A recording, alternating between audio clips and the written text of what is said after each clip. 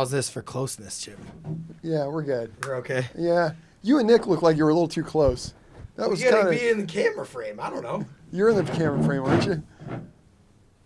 Chip, we're live right now from Hilton Head, South Carolina, and there's been concerns with my co-hosts here over if we're sitting too close. Well, I don't want you on my lap. I mean, that's kind of podcasting, though, man. Sometimes you got to be close. Like, it's not. If we were really sitting out here, you'd probably be standing there, and I'd be standing here. Yeah. So it's already not a normal conversation. You're right. You know what I mean? So it's like we're kind of starting off weird. You're the pro, man. You're the pro. You know about this stuff, so I'll trust you. I mean, if you think I'll move a little over here, Chip. No, that no. way, just that way. It's like, damn, this is my boy. I just got over a cold too. I don't know how close you want to. Oh, that's good. That's a good excuse. This looks good. I Yeah. feel like we're pretty far apart. So, Chip, I know we were talking about this right before. You're saying, man, you look so handsome. What is that? You look like the best fisherman I've ever seen. I'm like, Chip, it's not just me. It's the clothes. Because that's what you were telling me. You're like, something's Look at different these about pants. you. Look at how about these boots, Look man. at these boots right here. The ball and buck dinner. And Chip, what did you just get? What do you mean? I just got a cold. No, what'd you just get? Oh, I just got a shirt, man. Look, This here, guy give me just this. got a brand new ball and buck shirt. Look at that. You didn't even know you're getting that today. I'm wearing that to church right there. Chip buddy. didn't even know he agreed to do this before he knew he was getting Ball that and shirt. buck. I like it, man. It's beautiful. I like it a lot. You're gonna look good in that, Chip. How about this get up, huh? Well, this is more of a hunting one, to be fair. This is what we were Are shooting you a hunter, birds Ben? in Louisiana. I was Are you big into it, huh? knocking them out of the sky. My boy Big Mike threw a. Well, I'm not gonna say threw. That sounds disrespectful, but he tossed something at me to catch, and I missed. I had blood all over the shirt. So it's kind of like a special shirt now. You know, like you ever Yeah. have a favorite fishing hat that you get a little blood on? Yes, the first thing I wore. Yeah, I know. The first thing I wore when you catch something. You know, I remember Yeah. when I wore that shirt. So I get it. I have my hat here, my camo one that I wore when I was with you, the gray white one. Yep, When yep. we caught him, Yep. I take it every place with me. There's It's something in there. else. You were wearing something kind of crazy that day. It was a I had sweatshirt an or orange something. shirt that had the Jaws drawing on it. Oh yeah. So, anyways, shout out to Ball and Buck. Chip, we're gonna get you laced up in some more of it. Shout out to Ball and Buck, and also I'm trying to get the Ball and Buck guys out here with you. Oh man. 'Cause this is what I do. I use Chip as like everyone I know. I'm like, man, you gotta come out with my guys. The crazy. I'm always doing Man. promo. I'm telling really you. honored, dude. 'Cause, I'm like, really honored that if you bring somebody out with Chip, it's gonna be a crazy day. So I'm always trying to get them. in a good way. It's gonna be crazy. In a good way, yeah. I'm saying it's gonna be Yeah. the craziest thing they've ever seen. Yeah. So I've been trying to get the Ball and Buck guys. They're gonna come. So, anyways, Man, you're hilarious. we're here in Hilton Head. We're here live right now in Hilton Head, South Carolina, and I'm gonna be very blunt from the beginning. This is one of my favorite dudes that there is, and someone that Chip. We've done a lot of different stuff together, but this is cool. Yeah. We haven't done podcasts. We've Man, been I'm talking so about it. happy. You're here like such a great time of year. Look at this weather, huh? Beautiful, Is it getting any man. nicer than this? Absolutely beautiful. And Chip, I gotta tell you, this because I gotta give you your props before. So if people don't know, I'll let you introduce yourself. But we got Captain Chip Michalove here. I mean, in my phone it says the guy who catches great whites. That's what you didn't even know that, did you? I didn't. I From didn't. the first no, time no. I ever messaged you and I got his number, I was so excited. I just wrote Chip, the guy who catches great whites. So there's a lot of things about you that we can talk about. But more than anything, if you're listening to this right now and you're tuned into this podcast, this dude has made his living off maybe the coolest way that you can in the entire world by catching the biggest, baddest, giantest, strongest, most, to me, in the world, maybe the most incredible creatures that there is on this planet. So that's, before anything, before we get in, that's what you need to know first off about this dude. So Chip, welcome to the program. Thanks, man. Thanks for having me. It's so cool to have you here. And I remember that first phone call. Yeah. I remember, I don't remember probably 99% of the calls that come in, but I remember how excited you are the first time I talked to you on the phone. And man, it was, I think you were at a dinner with your Yep. parents or something. My grandparents, everybody. I And- think it was and- 2017 maybe. It was, and I remember how excited you were, and it kind of reminded me of the same excitement I had, that, like when I saw my first one, or when I knew I was getting close. So I knew at some point I had to get you out here, because you know what? There's some people that like, oh yeah, catching a great white's pretty cool, and there's some people who are like, holy crap, this is a whole nother animal here, and I kind of got that vibe from like you knew that this is something rare that you can't just go up the street and book somebody to catch one of these things. So you knew how cool it was and stuff. So I knew I had to get you out there. And the way I've been thinking it, we kind of talked about this on the phone, but we're doing live workshopping right now. Before we talk about us and our adventure together, I want to talk about you and your adventure and your whole story first, because I almost think it's two separate stories, right? Like our story together is crazy. But before we even get into any of that, Chip Michalove, like one thing we have in common when you say that we're both, you know, like that you appreciated how I appreciated them. We're both not from this era. It's not like we grew up from 1 year old being on the ocean. Right. So I wasn't born from, here. Chip? So I'm from Louisville and Lexington, Kentucky. I was born in Lexington, mainly grew up in Louisville, Kentucky, and man, grew up bass fishing and chasing frogs and crawdads and stuff around ponds and lakes and man, my parents went on a vacation here in Hilton Head and they booked a guy named Fuzzy Davis, and Fuzzy Davis and I and my mom and dad, we went out and caught a big shark. It was like a 6-footer. I was like 4 years old, and it was the craziest moment. I mean, I was just, and it was changed my life right there at 4 years old. I was scared to death, but then I went back to Kentucky and I was like, you know what? I can't get this. I got the bug. I can't get this out of my head.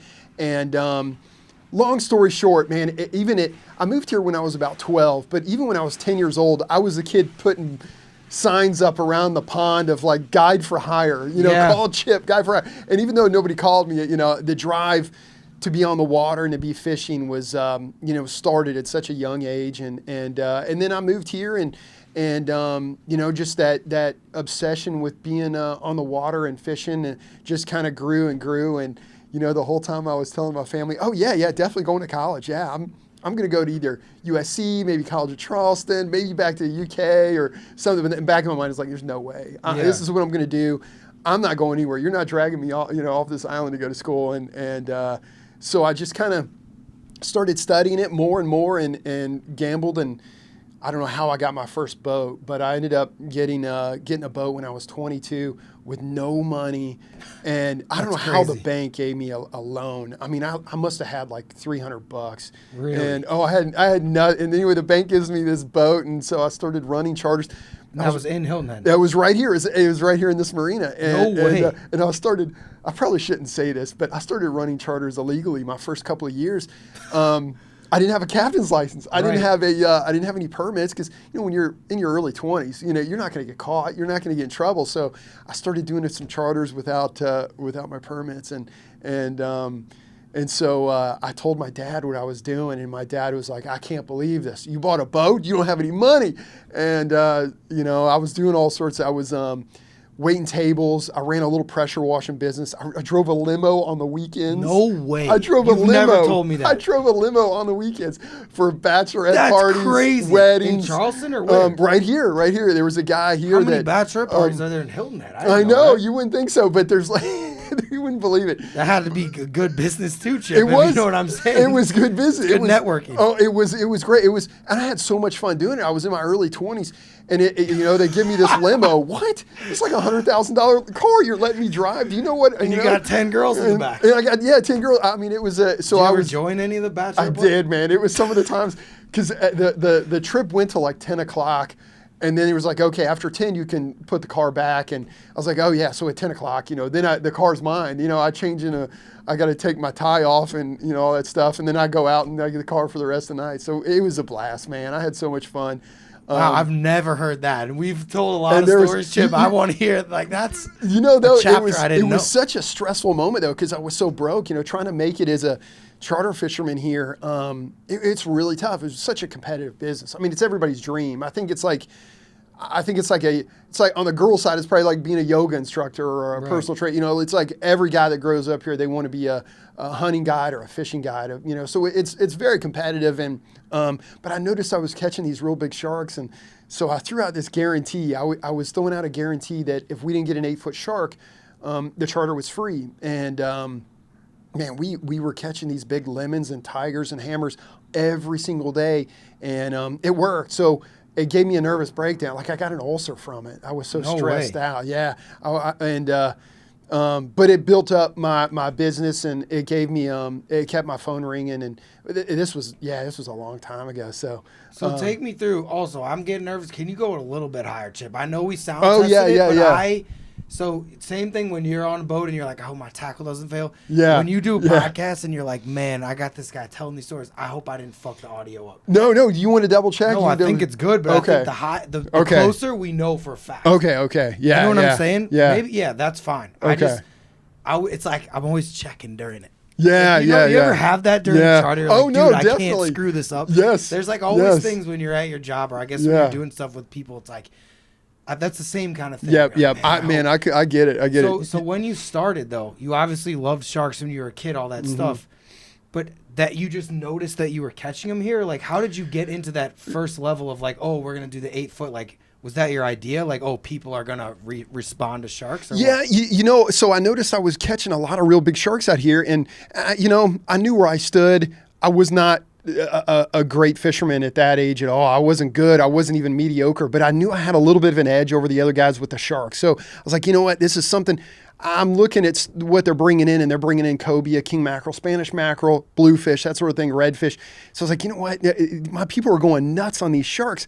I'm going to throw out a guarantee and even advertise it. So I was advertising it on in these magazines, local magazines, and all of a sudden, as soon as that went out, my phone went nuts. Like 8 foot Really? guarantee? Oh my gosh! It's like, yeah, 100%. And for 3 years, I never had to refund somebody's money. No way. For 3 years, I not one time, but I had so many close calls, Ben. Like 7.5? Oh yes, Where you're stretching the tail or we out? didn't get a bite till like the last second, like with 30 minutes left, and all of a sudden, finally the ride goes, and I was like, oh my gosh, because I was so broke back then that I needed every dollar to make Yeah. it happen. So it was really stressful. And then after 3 years, I was like, all right, I've got it now. I don't need the guarantee. I'm going to stop it. But you know what's wild is I've kind of gone back to that a little bit where I feel like there's so much pressure going out there. Like, you know, you get these people to book me a year in advance or 6 months in advance, and it's there. That pressure's there. Like, I got a kid, you know, not too long ago. His present for graduating college was to go out fishing with me, and you know, I don't want him to be disappointed. Right. So there's so much pressure involved. A 6 It's a footer. blessing and a curse. It is absolutely. Everyone comes out, and this is one thing we've talked about Yeah. before. I think people don't realize this when it comes to fishing guides and different things. Every single day you're going out and doing this job that already we know if me and you went out and fished 300 days, the scale of how good each day would be, there's going to be some zeros, there's going to be some tens. That's just fishing. It is. Now, every person that comes out, especially when you're a guide that people Yeah. are paying, Yeah. they expect not only to have a fun day, when you see someone you've been looking at their Instagram and stuff, you're like, Yeah. I want this to be the best day I've ever had fishing. Yep. The bar is so high. It and is. that's every day. It's every single day, and man, it's still like I'm nervous. I mean, Yeah. here I am. You know, my people walk down, and you know, I don't know if I'm nervous or anxious, but when you know it's on fire. And I know we're gonna have a great time, man. There's no better feeling in the world. Right. Because I tell you, I don't want to brag, but I've had so many people get on. Not so many, but I've had a good amount of people get on the boat, and they're like, you know what? That was the best day of my life, and it's so cool to hear Me. that. I know. We You're had a looking great at 'em. time. We had such that a was great the time. coolest day I've ever, not even one, I think multiple days we've gone out. Oh, with it. man, like we've had a lot of fun. One supplanted the other one as the coolest days of my life. So I'm the testimony right now. But there's other days where the weather's bad. Like, let's say it's like 15 or 20 knots, and these people are in town. You're like, oh my gosh, I got to get these people in. And you know it's gonna be tough, and it's So there's definitely, you know, there's still that, you know, not as much pressure as I had in those days, but there's, man, you got to produce at this, you know, doing this for a living. There's no days off, and I look at every single day is a tournament. You know, I still get people on the boat, and they're like, "Hey, is this where you caught the 14-foot hammerhead, or is this where you?" I'm like, "Yeah, like I'm not holding back. Like Right. this is." I'm fishing for you know, Jaws every trip. There's no you know, way. I had one guy ask me a few years ago, "Hey, did you lay up today? Did you not take me to your best spot?" No, we're fishing my best spots, man. I've honestly been that guy, like not on purpose, but when I was a kid, like I think it comes from a place of you want it so bad. Yeah. Like I'm like, Chip, come on. Like, and it's like, you have to know that just because you do it every day doesn't mean that you're like, don't want it just as bad. If anything, you want it worse than them because you this do. is your job. Yeah, you do. You do. And It's if you catch a giant like that, Chip, you got those people hooked forever. Forever. We call them lifers. My buddy up the Yeah. street with Stray Cat, he says that, and I stole that line from him. If you have a good day, like if we get a tiger, hammerhead, a tarpon, anything really good, you got them for the rest of your life. Right. Like you got them forever, and sometimes multiple times a year. And it is. So, man, it is. Like you said, I really appreciate the kind words at the beginning. It is a dream job, man. I'm so fortunate to be doing this. There's, you know, I take a lot of people out that, you know, are have a great job, but they don't see any of this stuff. Like, look at all this stuff we're seeing around the dock. And you know what is also great perspective is when I go to Kentucky to see my dad, and you stop in these little towns to get something to eat, and you're like, man, these poor people haven't seen, you know. So we're so lucky to be doing what we do. Think about that all the time. Even some of the stuff I'm not even talking with you. I'm saying just sharks that I've seen. Let alone the stuff that.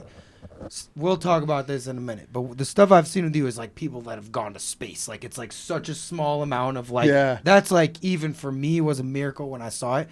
But I'm saying even just seeing a 7-foot lemon shark swim through the water. Like I'm from Missouri. Like most people I'm friends with don't really see that, and it's such. You get it, but like I sound weird when I'm saying it, but it's like a spiritual thing when you see something that these beautiful creatures and they're so big and they're so just like otherworldly. When you see a fucking hammerhead chip, a big one, it is the coolest thing I've ever seen in my life. And like sometimes I get more excited than my people. Oh Some of my people think, oh, that's cool, but I'm like, are you look at the size of that thing? And the dorsal fin is massive, and oh man, sometimes people don't know what they're looking at. Yeah, like if a guy comes down and they're like, oh, I'm going to Hilton Head. Who's this guy? Oh, Chip. They don't know how rare it is sometimes to see what you're seeing. Yeah. You know? But you know what? And on the other hand, some of them do. You know, some of them are on the boat, and I remember, like, depending on how my people, you know, how experienced they are, we'll start off catching small stuff like bonnets and sharp nose and little black tips. And when they're blown away by those, I tell you, I took out these group of nurses last year, and man, I remember they were so excited, and we had a front coming in, so I had to move the charter up to like 6:30 or 7 in the morning. They came down here. They came straight from Hilton Head Hospital down here. And we were catching these little sharp-nosed sharks, and they were ballistic. You would have thought we were catching marlin. Like, they were so – I was like, oh, my gosh, you guys are going to flip what we do next. Yeah. And, you know, those type of people are always a really good time. And but, yeah, you know, and so I started catching these great whites. But I remember back – I mean, I was started catching these sharks with these charters. But I remember being back in high school, and these big turtles would wash up on the beach here. And they have these big half moons out of them. And my buddy Bear and I would say – you know what, there's a great white out here. And it would always make the paper like, look at the size of this turtle with this bite out of it. And everybody's like, oh, it's probably a tiger shark. I'm like, it's January. Right. There's no tiger sharks here in January. And the other one wash up in March, and they're like, wow, we've got a big tiger out there. Like the shell's bitten through. Yeah, the whole turtle would show up dead with a big. For people that don't know, that's like biting through like one of these 2x4. Like that's incredibly a crazy strength. Something is like otherworldly doing this. So I remember like you know what, I'm gonna try to catch this thing. And back then I was like, you know what, there's one of them out here. You know, there's one. And so I did so much research. I got on The Whole Truth and was reading all sorts of stuff about some guy who hooked one or two on commercial gear. He's a commercial dogfish fisherman that hooks them out of Charleston. Really? And he said he hooked some back in the 80s. And man, I went so far out of my way to find this guy. And I finally found who it was, got his number, and I just called him out of the blue. And I was like, man, this is going to sound crazy. This is like 10 years ago.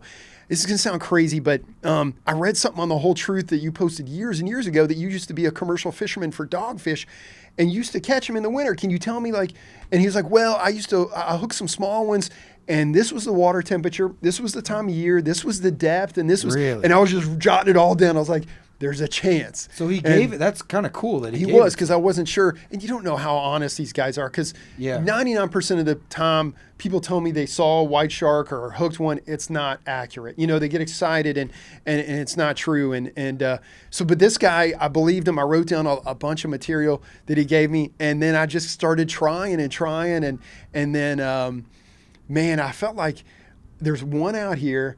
There's two. And nobody, by the way, at this moment, like now there's people that have caught them in Florida, Georgia, North Carolina. You know, there's states now that are catching them. But 10 years ago, it was like you're looking for Sasquatch. Like you got a better chance of seeing the Loch Ness Monster than catching a great white. Like technically, they're out there. Like if you ask the scientists, like, they're there, but it's not like. Nobody's ever caught one yet. Like there's been no documentation of anybody catching a great white here anywhere in this region.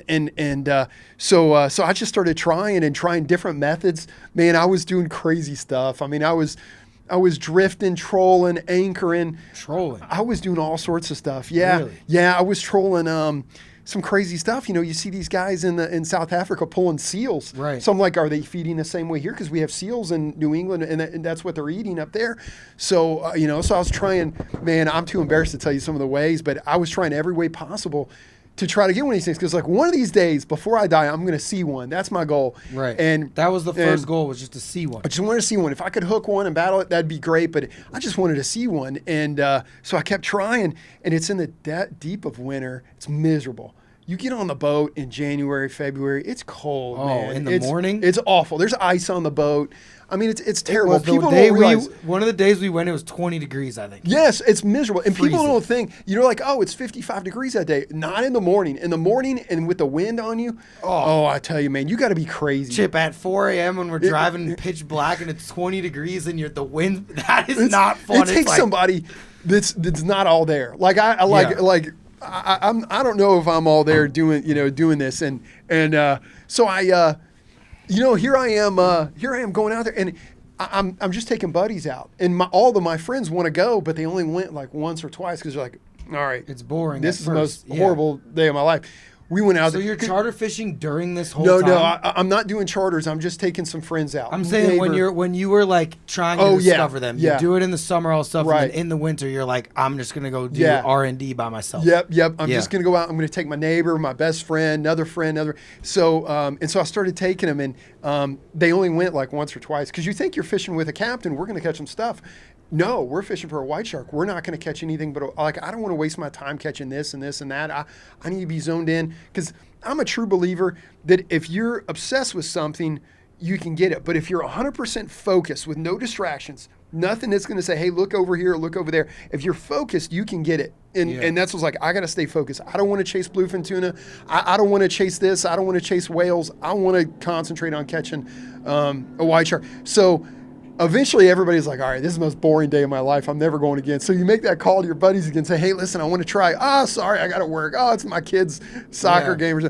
So Which is honestly, Chip, before we go any further, I think this part of the story is very crucial, because what you're saying is commendable, but it's not just because you ended up getting it. Like, during this time, there was no guarantee ever that you were ever going to even see one. Yeah. So it's almost, I don't know if it's determination or crazy, maybe a little bit of both. It is. I think it is. There was no telling that you were ever going to actually be rewarded at all. Mm-mm. And this was what, like months and months and months, years, right? Yeah. And I tried many years ago prior, but I wasn't putting that much effort into it.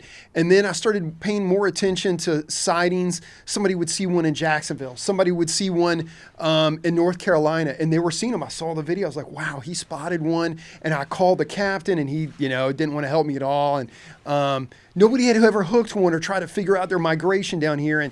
But yet they're seeing a ton of them in Cape Cod. They're seeing them up in Canada and Maine and stuff. So I remember I went out on January 29th, and it was just like, you know what, I'm just going to go out there, but I'm going to try a spot I've never tried before. And I tried this one spot, and I just was talking to my dad that day, and my dad was already, even my own father was like, you're wasting your time. Nobody's ever caught one, seen one. You're wasting your time, Chip. Go do something else with your time. You got spare, and it's winter. Charter fishermen here, we get the winters off. So I was like, no, Dad, I just need one. If I just get one, it's going to change everything. So you knew that.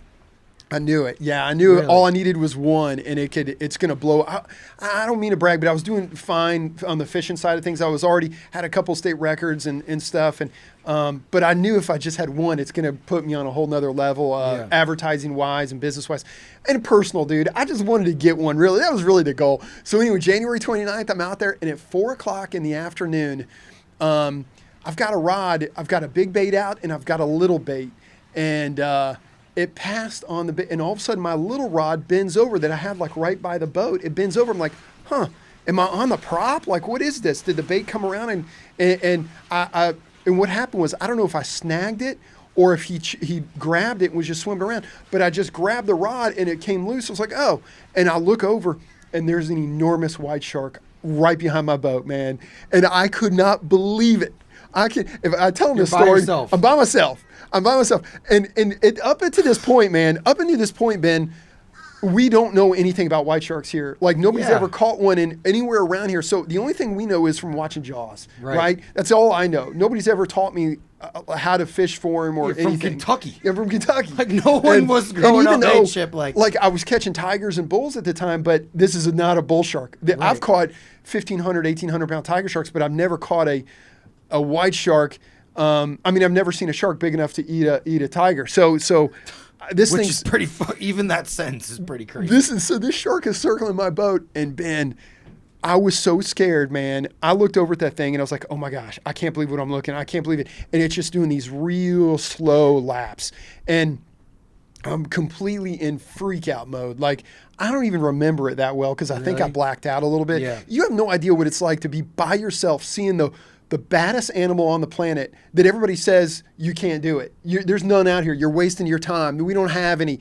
And I always said I'm going to get one. And here I am. I got one circling the boat. And half my brain is like, cut the anchor line and floor it and get out of here. This thing is way too big. This thing's going to jump in the boat. I've seen Jaws. I know what's going to happen. This thing's going to jump in the boat and sink the boat. I'm going to be out here swimming with this damn fish. And then what do you do? And then it's over. You're by yourself. Yeah, I'm by myself. If I had somebody on the boat that day, I think I would have been a lot calmer, more rational. But I was like, I'm going to cut the anchor. And I was like, you know what? You wimp. You've been waiting for this all your life. So I saw a big chunk of... I don't know. I'm not going to say it. Everybody gets upset. Everybody gets upset when I say the bait. Mystery. So I saw a big chunk on the boat. So I rig it up. I pitched it over, and the shark just comes up, and he doesn't want it. And he keeps circling the boat. He's not interested at all. He's more interested in the boat. He thinks I'm chumming so hard. He thinks the boat is, like a dead whale. Yeah. Possibly dead. And so finally I took the bait, and I jigged it. And he looked. It's almost like, he looked right at it. Right when he looked at it, I was like, uh-oh, here we go. And he came up real slow and inhaled it and went under the boat and then pops up the other side. And he's got his dorsal fin up and his tail up. And then, and I was like, oh, here we go. And I, tightened down and I went wham. And that tail just kicks and whoa, and it just starts taking off. I put the rod in the rod holder and start the motors and throw the anchor ball, throw it in reverse, and I start backing down, and my reel is just, just going crazy. And that fish was moving so fast, man, it was creating like those whirlpools, those holes on the top. There's like one every 15, 20 yards. Boils. Every 15, 20 yards there's a boil. And man, I was talking in tongues. Like it was a crazy. So I could talk about this day for hours. So wait, you're by yourself? Are you like shaking like by yourself? Oh yeah, and I already shake. I got tremors. I'm shaking so bad. I picked up the phone to call my dad, and I was like, "Dad, you're not." And I'm screaming. I'm carrying on so much. My dad thought I was sinking. I was like, "No, I got him. I got him. You told me I couldn't do it. I got him." My dad's like, "What?" I was like, "I have a great white shark on. I have him on right now." And my dad's like, "Please be careful, please." So I hang up the phone, and so I'm chasing this thing, and I'm chasing, and then I made another phone call to this other guy. It's kind of funny how this worked out. There's another guy here. He's a real good fisherman. His name's Christian. I called Christian, and I didn't even say anything. As I called him, he goes, "How big is it?" He already knew. He knew that with me calling him at 4 o'clock. Going out and doing that. Yep. And he goes, "How big is it?" I'm like, "Man, I've got him on. He's huge. Where are you? I'm going to need help fighting this thing." He's like, "Chip, I'm on the farm. I can't get there. Let me see if I can hook somebody up." And I was like, No, don't hook it. Let me make a couple of calls here. So I called another guy, a buddy of mine. He didn't believe me.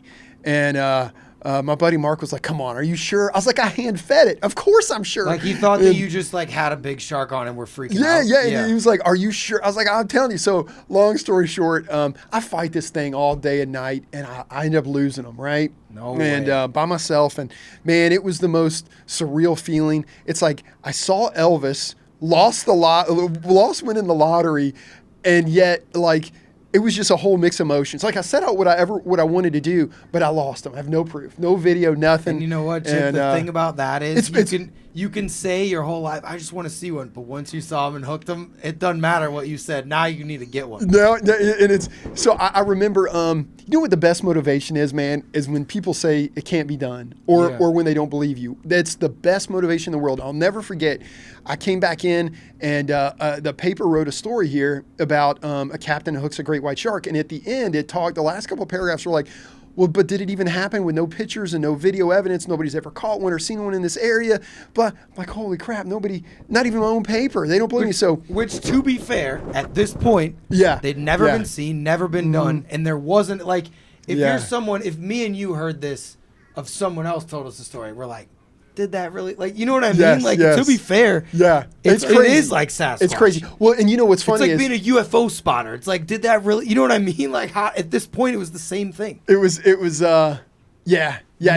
So, so the next time I go out, which was 3 days later, and Ben, I didn't think it was going to happen again. I thought it was a once in a lifetime opportunity. And I've got my best friend Brian with me and Pavel, and these are my right hand. Yeah, Pavel, dude. Yes. What's this guy been? This guy's been through some things. We got to talk about him later. He's great. He's a genius. Yeah. But he's so I bring Pavel and Brian out with me, and I'm using them as kind of like my emotional support. So I go right back to the same place that I just lost this one 3 days prior, and we go out and the same damn thing happened again. We had one circle, takes the bait, runs, and it was on Super Bowl Sunday. We fought this thing all night. It was enormous. And the same thing, we lost it. So for sure a different shark, though. Different shark. So at this point, are you kind of like, oh my God, there's multiple? Ben, I was furious, man. Now I'm 0 for 2. I'm a charter fisherman. When I hook a tiger shark, we don't lose it. Like 9 out of 10 tigers stay connected, or even more than that. Like I'm not used to hooking a fish, especially a shark, and having them that long with this kind of tackle and lose them. So now I'm 0 for 2, and I'll never forget, I threw down my hat. I was so mad, and my buddy Brian looks at me and he smiles and he says, and this is right when we lost, he goes, "You figured it out. You got it." And the light bulb just went off. I was like, "You're right. We got it. We got the bait. We got the location." And at that time, I started taking notes. I was like, I've got 2 books. One book is full of catches. One book is full of skunks, right? And every time I catch one or get skunked, I write the water temperature down, the current, the clarity, where I was, what I saw, birds in the area, was there bait in the area, everything. So now I've got so as time has gone by, those 2 books have been so invaluable, man. I go back to them all the time, like, oh, you know what? On January 4th, on a north wind, it's not good in this spot if the tide's coming in, but it's good over here. So I've got together. This is the shit when I'm like a Chip, like super fan nerd. Like when you start talking about this Chip, that just gets me going, dude. That's man, so cool. Well, this is what happens when you don't have a life. No, but I'm telling you, Chip, like, first of all, would you rather have someone have naked pictures of you, your social security number, or have to give up those books? Oh man, those books are everything. You would. Yes. Is that the last thing on earth you'd ever let someone? Dude. Oh yeah, absolutely. I've had some friends stay at my house that were big into fishing and stuff, and I was like, I gotta hide these things because they've asked about it. I'm like, if something happens, what happens if I get in a car accident and I'm like in a coma for a month? Like everybody's gonna go through my stuff, so I got to. So yeah, those. You have them in a safe or something? No, I need to. They need to be in a safe. Oh, thanks, man. I appreciate it. But you should have it in the will that it goes to me. Dude. What the fuck? Who else are you gonna give it to, Pavel? Yes. So maybe. So man, it was so funny. So the first one we ever landed was a little one, and it was a little one. It was like an 8-footer, and I took great pictures of it, put it on Facebook. It went viral, and the paper calls wanting to do a story, and they're like, "This is wild. You did it. Congratulations. Tell me the story." So I told them the story. I sent them the pictures, and they called me back an hour later, and this is unbelievable. I'll never forget. I still remember the guy's name. He calls me back. He's like, "You know what? I really appreciate you taking the time to talk to me, but this is really hard to fetch here. We're going to pass on doing the story." I said, "What? You don't believe me?" He's like, "Well, nobody's ever caught one here. It's hard to, blah, blah, blah." Holy crap, he doesn't believe me, even with pictures. Oh, my gosh. And so, I was like, okay, thanks. And what did I say? The best motivation is when somebody doesn't believe, so I called. Even with the pictures. With pictures. So I called my buddy Pavel, and I was like, "You're not going to believe it. We did something so crazy that they don't even believe us with pictures. Like the media, local media, national media doesn't believe us." So, what was their conspiracy, that you faked it? That's what I even said to him. I was like, "You think I went down to Africa and took these pictures?" I even took a DNA sampling from one of the fins because the scientist told me if I ever catch one, take a DNA clip from the dorsal. So I did. I was like, "What do you think I did?" I got DNA from one. I got pictures, and he's like, "I don't want to upset you." And I was like, "No, you're not upsetting me. I was just curious. Like, how did I get this material?" But anyway, make a long story short, so I went out again, and my buddy Pavel had to work. Brian had to work, so I called. One of my other best friends in town named Troy, and Troy knows nothing about fishing. And I was like, "Troy, we're going great white. This is a professor in Tennessee. I was like, we're going fishing. We're going after a monster tomorrow. And it's just him and I. He's like, all right, well, let's go. And he didn't want to. He wanted to go to the beach, drink, catch a buzz and have a good time and stuff. And I was like, we're going fit. I felt like a dad. I was like, we're going. I was like Judge Smales in Caddyshack. You're going and you're gonna like it. Yeah. Because the thing is, like, it's hard to get weird, like, addicts of this stuff. People that don't like it, to get them to wake up that early and go sit on a boat. It's not like you're jigging or like you're like seeing stuff. You're sitting there for 10 plus hours, right? With and you're waiting, happening. right. You don't understand that people.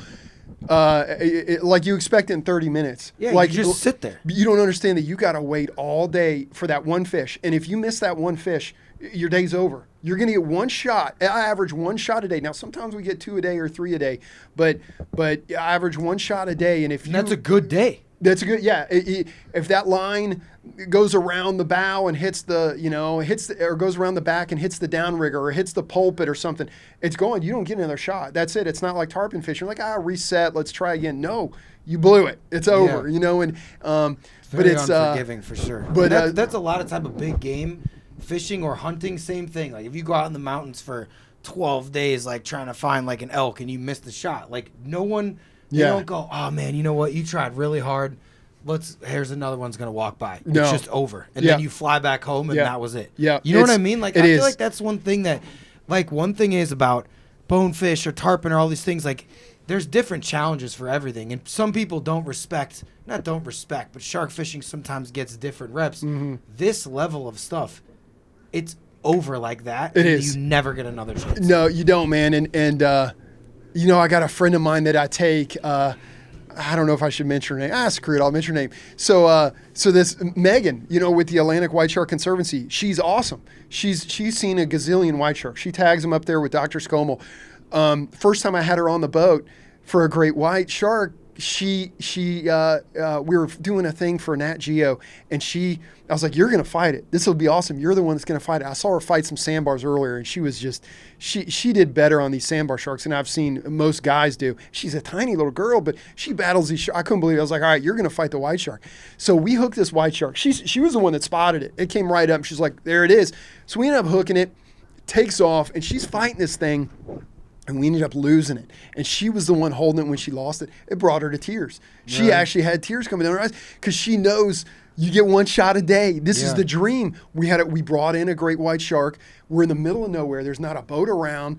And she fought it and she lost it. And I don't think there's another punch in the gut fishing wise more than losing a white shark. Like I really don't. Like even my buddies that go after swordfish. Well, yeah, they caught 2 or 3 swordfish that night, or they caught 4, or they caught 2. But when you're the prep that goes into these white sharks and you wait all day and you lose that one, oh man, I mean, I tell you, it's happened to me many times. I mean, I've had one come up and it rips across and it clipped the other line and they got tangled together and we lost it. And I just was so mad. And it was like right as the sun set. And I'm like, that was our chance. We had one chance today and that was it. And, but it is what it is. And that's what, fishing for these white sharks are so difficult, man. They're so tough because they're so smart. Them. It is. It's really hard. Catching them is not even that's to me when we were first going out, and we'll obviously get to that later, but it's not even about catching them at that point. It's finding and getting them to eat a bait. Yeah. It's almost harder than any the it actual is, man. Physical, let alone you're dealing with if you're going to catch 1,000-pound redfish. Yeah. You'd be like, oh, how are we going to do the whole catching part is completely separate because the scale of it is truly unlike any other fish, even unlike other big sharks like that because of their speed and they're smart fish too. So talk about when you hook them, Chip. And I don't know if this is jumping again. But no, we jump around all over the place. I tell you, man, you get me going down one branch and I'll just keep branching. When you first caught them, tell me your impressions of how they fought and stuff. Extremely intelligent fish. So, we're used to tigers and bulls and king mackerel and tarpon, and they just run their heart out and they exhaust themselves. A white shark is so smart. It's the smartest fish in the sea, where they'll take the bait and they'll run and then they realize what's going on and they'll spin around and charge the boat and chomp at the line, kind of like Jaws. Remember when Jaws came out? They do the same damn thing where they run and then they say, you know what? there's a thought process there where they Right. say, you know what, there's something pulling me here, and I'm going to turn around and chomp on it. I always think of it as like a dog when you pull on its tail, Yep. how it zips around, and that's what a white shark does. It comes back around, and a hammerhead will do that sometimes, where they'll turn around and charge you. But a hammerhead isn't chomping. A hammerhead just swims at you. A great white shark turns around and starts coming at you, and that's why I lost those first few that So I they're hooked. biting through the leader and the line and stuff. They're so smart, man, and they'll go out. They'll be out there 300 yards in the middle of a fight, and just nowhere they'll start barrel rolling. And I don't care if you have 100 feet of leader. If they start barrel rolling, you're going to lose them. They get all tangled up, and it turns into a mess. Such a highly intelligent fish, where when they come up to the boat, they'll swim up to the boat and they'll circle for 20 minutes, 30 minutes, and then they'll swim away and you'll never see them again. Like because they're processing what's going on. They know, hey, listen, this isn't natural. This isn't anything I'm used to. This is a fish that swims 10,000 miles a year, and they're used to seeing giant squid, whales, seals, bluefin tuna, enormous things. But this capsule is putting out a lot of oil, and it's man-made. There's a lot of noise coming from it.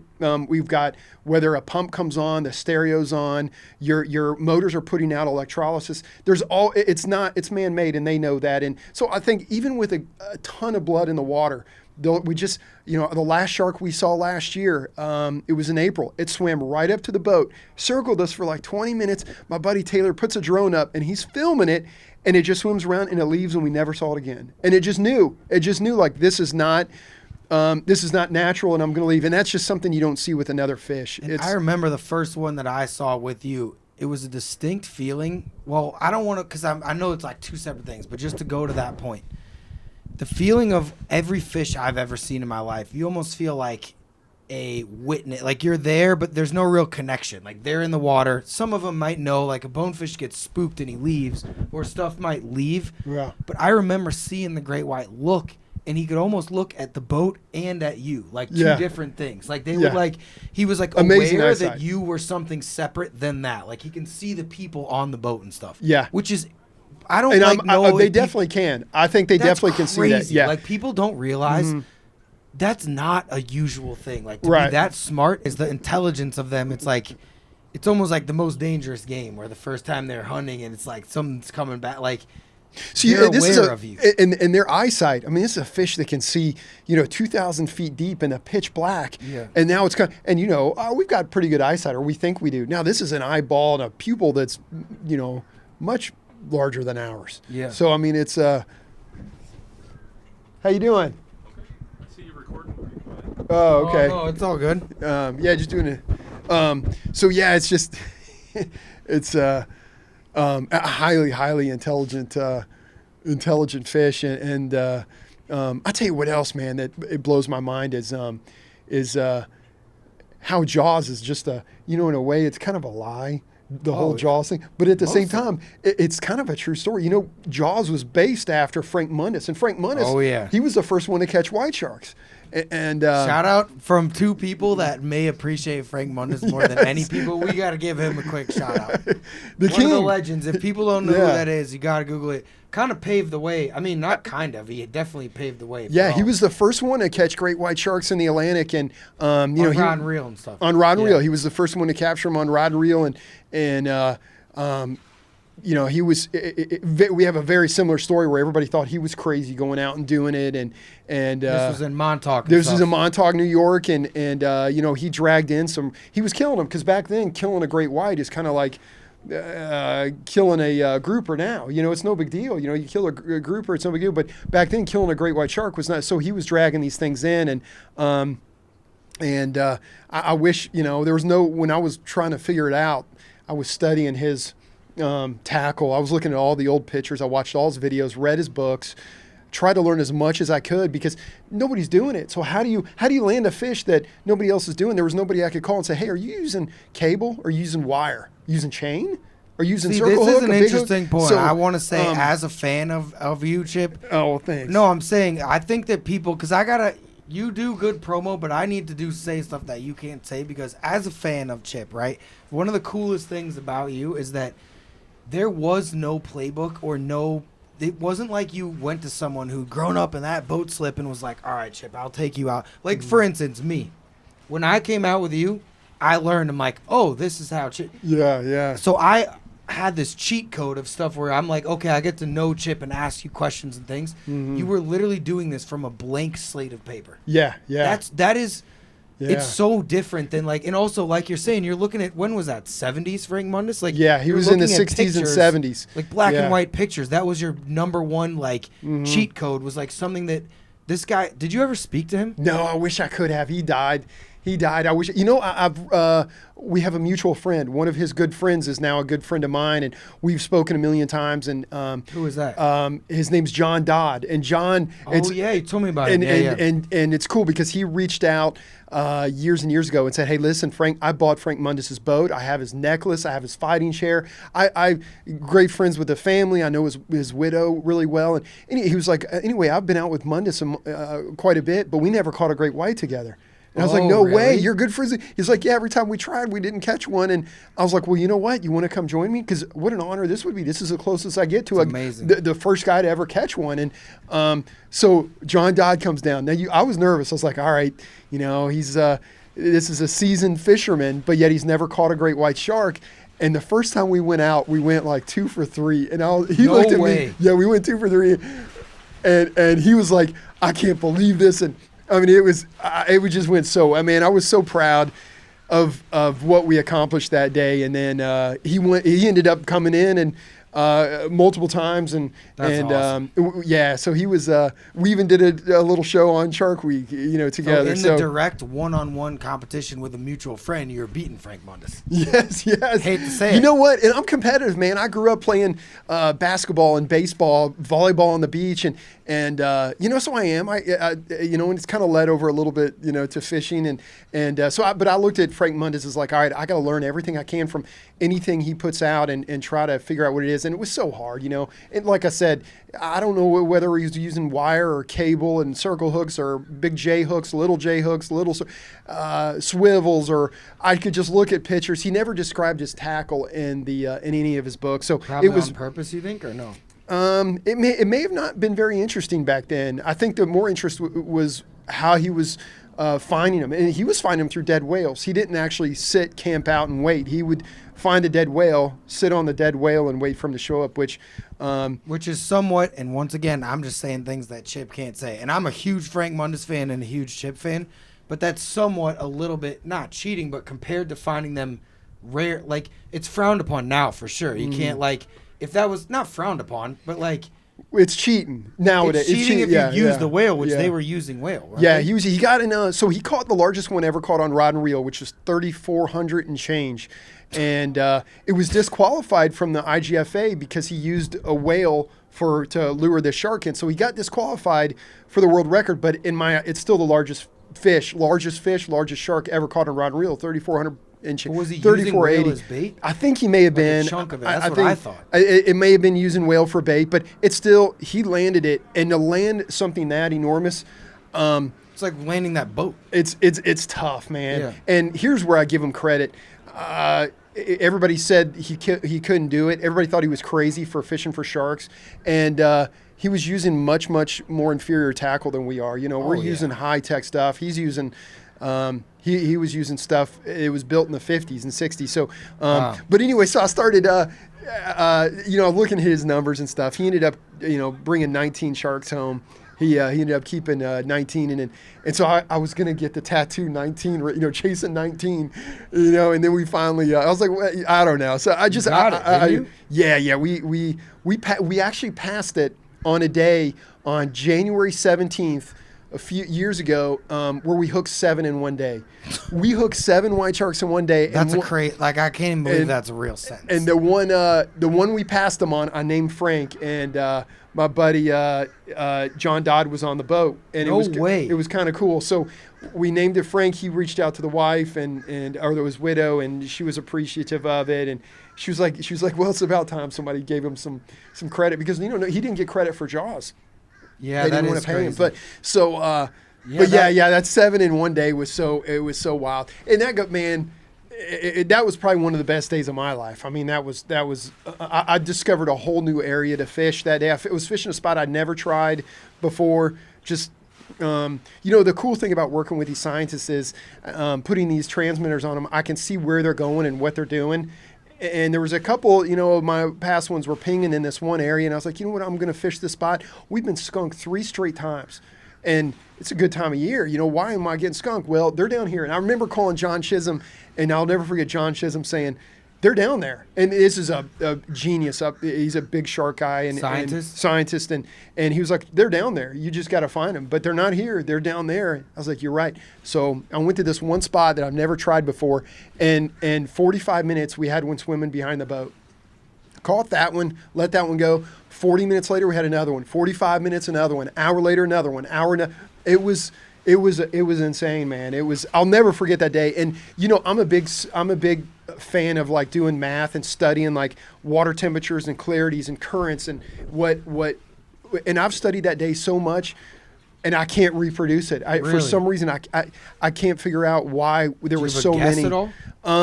Yeah, I think there was a really, really cold front inshore.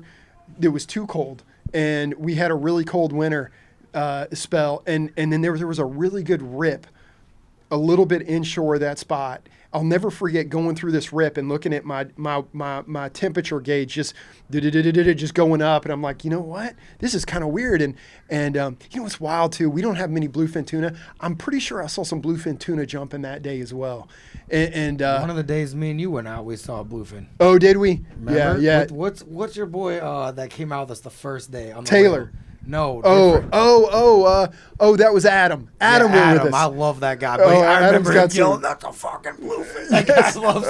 He's hilarious. Oh man, he'll spend the night out there. He'll spend a week out there. I love Adam. Adam's great, and but he's like, "It's a fucking bluefin, dude." Because I've watched the footage, and he's like screaming, But and when I watch the footage, it has that sickle. Yeah, so that's funny that you say that because that would hold up. Yes, that was crazy, man, and that really spoiled me. That was because now I don't want one a day, man. I want a bunch. I want to repeat it. So, man, it's been the most amazing experience of my life. Like I think I was just a regular charter fisherman, then all of a sudden, catching and discovering these great whites is, they got me a house, they got me a cool car.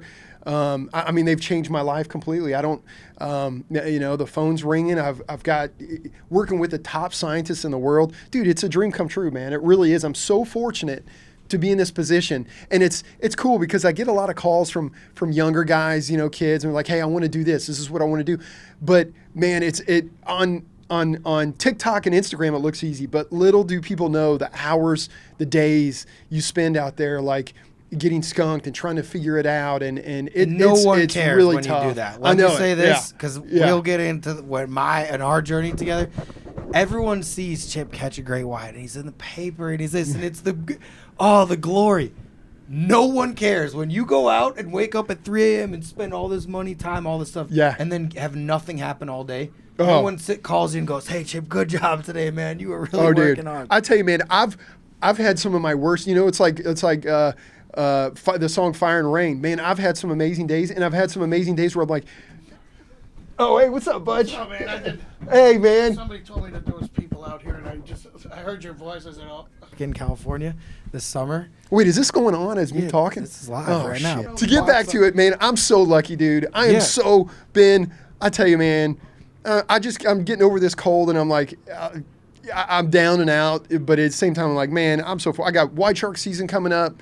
And so tell me how they change your life, because there's a lot of charter fishermen in the world, and there's only one that's like, let's just say this. So for people that know, when anybody asks me about, I just ate a fuck. I know the no-seams are coming out now a little bit. I swallowed it. Anyways, when you can taste it, like you swallow it. Yeah, some of my blood there. When people ask me, that's gross, Chip. Don't say that. That's fucking gross. Anyways, now we're blood brothers. When people ask me, you are the only guy that has the permit to target great whites on rod and reels, correct? Yeah. So that was really cool, man. When I first started catching them, I was doing it illegally. They're protected species or prohibited species. And I'll never forget, John Chisholm was the first one to reach out. And then Greg Scommel reached out, and they're like, hey, listen, we'll put you on our permit. and there's no data of any white sharks down there. So would you be interested? I was like, oh, absolutely. This will make me 100% legal, and also I'm helping out the science community, and I'm also going to learn from these ones that I'm tagging. Because, Ben, how many times have we released a fish and we've been like, I hope he made it. Yeah, we don't know. We don't know where he goes. So put in these, these sharks are swimming away with someone with like $10,000 worth of electronics on them. And it's so cool knowing. Which is what, satellite? Like what is the data? We've got an from that? acoustic tag. We've got a PSAT tag, which pops off. And then we have a spot tag that monitors where they are all the time. There's 3 different tags. And then this year, dude, we're going to put camera tags on them. No How about way. that? These are going to be the first camera tags down here. We're going to start catching them, and they've got this tag that goes on the dorsal fin, and you turn it on, and it films the shark, and it stays on him for a while, and then eventually it pops off, tells you where it is, and you got to go out, whether it be 50 miles or wherever, and pick up this camera and plug it in. It gives crazy. you. How crazy is that? We're going to have cameras on sharks now. We're going to be able to see what they eat. So in some cases, Chip, when you were doing it before, it's almost like you were like the artist that was like in his basement or the garage, like trying to make it, and then as soon as you get a hit song, now you got every record. Now you're getting. It's so cool, because it's man. kind of cool because at the beginning you had to do it blind. It's a dream. But now Right. you're getting so much data, and people are not helping, but you get way more information than you ever would have had Yeah, before. yeah, it's definitely helped the science community. And something that they didn't know was all the sharks that I'm tagging are going to Canada. You know, there's great scientists in Cape Cod that are tagging them. They've tagged hundreds of them up there. But for some reason, my sharks are skipping Cape Cod and going up to Canada, the majority of them. So, Which is what, 2,000 miles? That's a good question. I But don't know. like thousands It's of thousands. I tagged one, and the last one that popped off was like traveled like 3,300 miles. And get this, how about That's some of these incredible. white sharks are not just hanging out here and going back up. They're going around the Florida Keys, going around Pensacola area, going back around the Florida Keys, and all the way to Nova Scotia, all the way up past Nova Scotia. These sharks are traveling so much. It's my, and I've tagged tiger sharks and lemons and black tips, and they're, kind of repetitive. You see the migration, but the white sharks, man, they're going all over the place. No rhyme or reason. They're traveling. The one that's off Charleston today will be in Hilton Head tomorrow. It's just wild how much what they're doing. And working with these guys has been a dream come true. I was watching Dr. Scoble on Shark Week for so many years, and watching Joe Romero, these guys, and here they are. They're calling and saying, "Hey, can we go? Can we go tag?" What? I didn't think it was, So it's Kid from Kentucky. Kid from Kentucky, and I tell these kids, here I am. I didn't even think I could be a charter fisherman, because I thought when I was younger, your dad had to be into it and help Right. you get in. Here I am, 30 years ago, I'm catching largemouth bass, and I've never even done anything over 10 pounds, and next thing I know, I'm fishing these tournaments and fishing for great whites, and discovered them down here, and it's been a dream. But a lot of it, not having kids, not being married, not having any distractions, and there's some great fishermen on Hilton Head. I mean, we've got some really good guys here that fish for these swordfish and bluefin and king mackerel. These guys are getting ready for a kingfish tournament tomorrow, and these are great guys.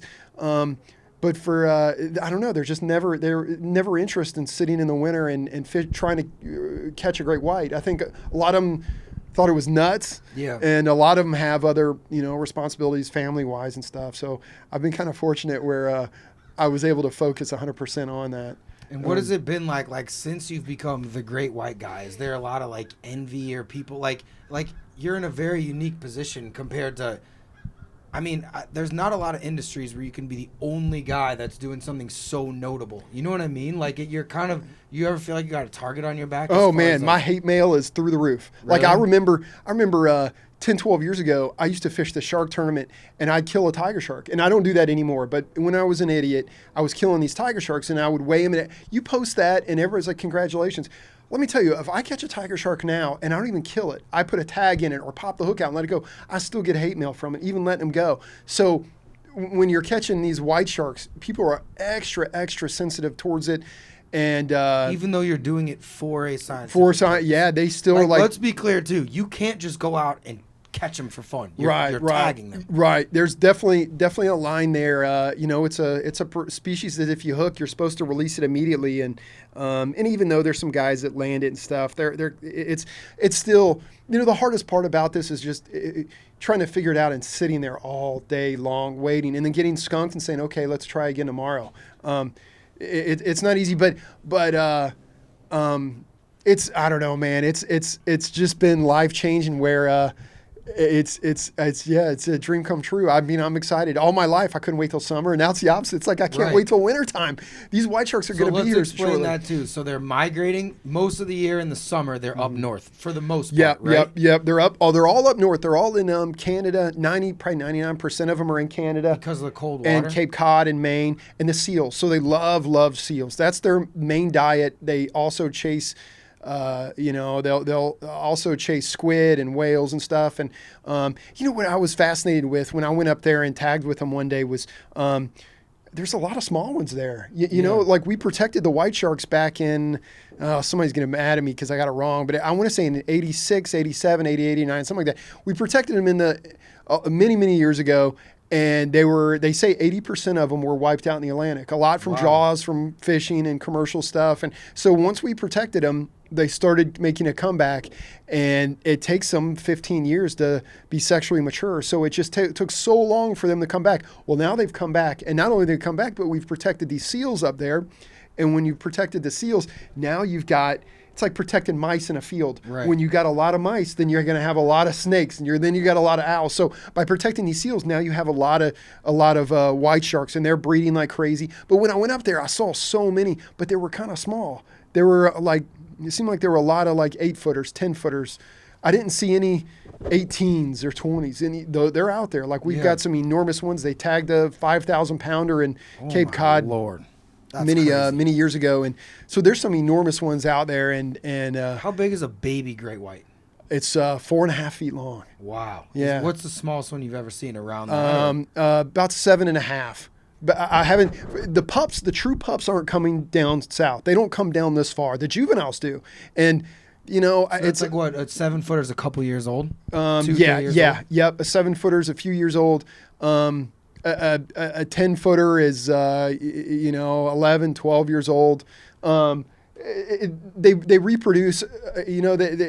To become sexually mature, a lot of these fish around here is like a year, 2 years, 3 years. Well, white shark takes so long to get to that age. To be sexually mature, that it just took so long for those fish to come back. So we've got a lot of small white sharks in the Atlantic, and they're blooming, man. They're booming. Kind of it's going well, right? It's going well. I mean, they're blowing up, and I tell you, it's going to be in another 20, 30 years, man.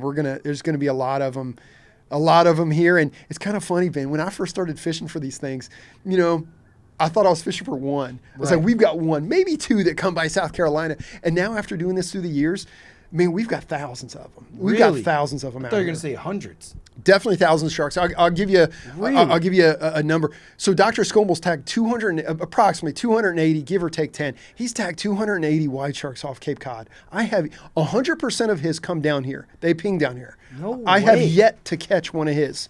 Now, if he's tagged 280 of them and they're all down here and yet I haven't caught one, holy crap. And if I've seen over 100 of them, how many are down here?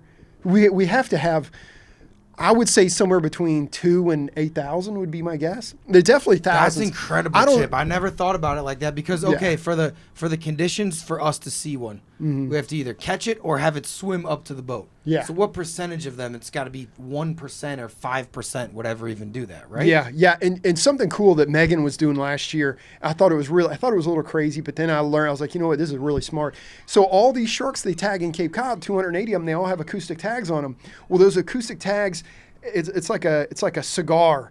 It's about the size of a cigar. Well, anytime they swim past a receiver, a couple hundred yards, it pings it. So when she goes out fishing with me, she drops her thing in the water, and it's this thing that tries to pick up a receiver. Oh. So, and I call it a bird box because it just sounds like a woodpecker going bap, bap, bap, bap, bap, bap. And so we're just sitting there. So I got baits out. I'm chumming like a maniac. and she's got her transmitter or her receiver out there, and she's listening for any that swim by. Because I tell you, Ben, now that I know there's thousands out here, it makes me wonder how many swim past me that I don't see that don't take the bait. And I bet there is so many, because after being on that whale, like we had, had a dead whale out here, and I saw so many swim by the bait that weren't interested. It makes me wonder how many swim under my boat, 10 feet, 20 feet under, that I never saw, that I was up at the front leaning back and I never wasn't paying attention. Because usually the ones that swim up to the back of the boat and are ready, somebody else spots and he's wired. But a lot of them, they leave and they don't come back. You can't physically look all day. If you're out there 12 hours, there's no way that you can. You do for like the first hour. And every time I take a group out there, they're like, they think it's like regular fishing where it's going to happen. Their head are on a swivel. And as soon as they lose interest, and they all lose interest, as soon as they lose interest, that's when one shows up. Happens every time. Every single time. You know what's the same as that, Chip? I'll be sitting at the dock in the Keys, and you see, man, there's a lot of sharks. The first time I flew the drone up, I'm seeing 9-foot bull sharks, and I'm looking with my eyes. I can't see them. In the drone, they're 200 feet past the dock. And you're like, how many are swimming past here every time that I've never seen when you got the drone up? Yep. And just like you said with that receiver, that's interesting. So you think there's thousands of sharks? Oh, there's no doubt. There's thousands of them. So I mean, even when I was on the whale, we saw a lot of white sharks. I didn't see any that I captured. Now I've seen over 100 of them. I've only had one recapture, which was so awesome, man. That one might have been the most important shark I've ever caught, just because it was prior to me satellite tagging, and I wasn't. I'm 100% sure I'm batting 1,000. I've never had a fatality on a white shark. I've had other fatalities on other types of sharks, but I have not had one on a white shark. But the recapture one tells me that I'm not spooking them enough where they're leaving the area. Because if you, and this goes for all fishing, if you put a fish through a lot of trauma, you drop him back in the water, he's gone, and he's probably not going to come back to that spot again. Right. Like white sharks, if you pay attention to other organizations, you'll see they book it. They drop them in, and they take off, and they never to be seen again. So to recapture one, man, that meant a lot. That was really cool. When you say other organizations, I don't know if we can cut this out, but No, we'll talk. So tell me this, Chip. We can just get into this quick. There's a lot of different people, different opinions, a lot of turf wars. Is there anyone that any thoughts that you have on like other people doing it or things like that? Have you ever had any beefs? Yeah, man, O-Search. I mean, this is an organization. It's taken multiple shots at me behind the scenes, like tag-wise, and publicly. Like, this is an organization that and I was polite. The guy, he called up and said, hey, I'd like you to help me. And I'm like, you know what, I'll pass. And I was so polite on the phone. I was like, you know what, I'll pass. I want to protect my areas. I don't want to put your huge ship here and tell everybody, the whole world, where I'm catching them. And also don't want to haul these sharks out of the water. Your own scientists say it's not good for me to pull sharks out of the water, but yet you're doing it, and you're doing it for 20 minutes. Like, that's not good, because if one of these sharks washes up on the beach, you can take your operation up the coast to North Carolina, Virginia, wherever, but I'm still living here, and this is my waters. I'm never going to be able to fish for them again. Right. So, and this is also a business that doesn't have a lot of experience. Like, these are guys that are on the water a few weeks a year compared to, I'm on the water, every day. Operation only operates for certain parts of the year. Yeah, I mean, they do an expedition for 3 weeks, and they do a couple of 3-week expeditions a year. Now, I'll tell you what, they're great PR people. I mean, they're geniuses, man. I mean, the money they bring in is really phenomenal, and what they've done financially is wild. I mean, the one guy has said he needs $500,000 per expedition, and they're getting it because they're running multiple. What? That is a lot of money. That is, and this is a nonprofit. So I don't know, man. It's really impressive. Seen you mixing it up on Twitter and stuff at times too. Oh yeah. That's public. I feel like we could talk about that because you're tweeting. Well, the guy took a shot at me. You like to get active. Oh, on I the do. Twitter I'm terrible. You know what? Not having a boss. I'm just I'll say if it's like you attack me, I attack back. But you come after my business, I'm going to burn your village. Like I've always thought that. Like you're chopping me in the knees here. And I'll never forget. I think one of the last straws when I won't name his name, but when the main guy. I posted a white shark, and he was like, "Oh, it looks gut hooked." I'm like, "Well, the wire's going across the other side, so you can't see the hook." And I'm like, "Wait a second, you got all your fish look like they were dragged behind a truck.